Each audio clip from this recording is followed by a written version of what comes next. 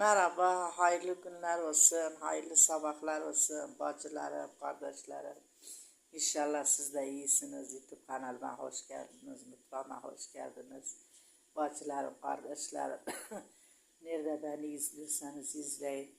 Hepinize günaydın olsun, hayırlı sabahlar olsun, canlarım benim. Kalktım ben, bulaşığımı makineye vardı, attım 2-3 bardak makine dursun, yarın çalıştırım, artık akşamı çalıştım, bilmiyorum akşam yemek yersem bulaşık çıkar, makineyi çalıştırmadım içinde az olan. Kalktım, yemeğimi koydum, kahvaltımı edeceğim torunumla. Dün oraya gittim, torunumu getirdim yanıma, ikimiz kahvaltı edeceğiz, sağa solu toplayacağım.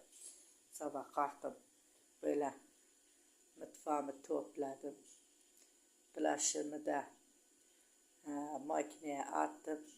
Zeytin çıkarttıydım, tezgahın üstüne koydum, dedim kızım boğazı şey olmasın. Boğazı şişermiş zaten, hasta gibi.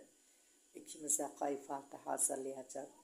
YouTube kanalıma hoş geldiniz, evime hoş geldiniz. Hayırlı sabahlar olsun, hayırlı günler olsun bacılarım, kardeşlerim. Beni nerede izliyorsanız izleyin.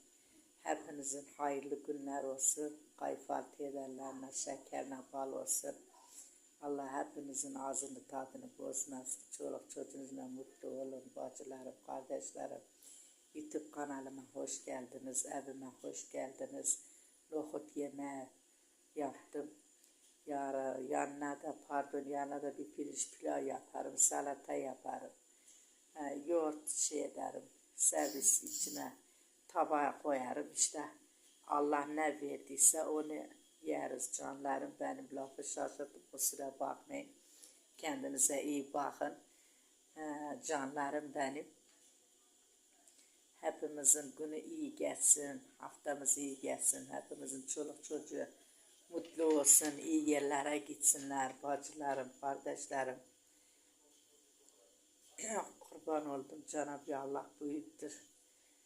Biz Maksara bugün yine bulanlık, soğuk gibi kurayız.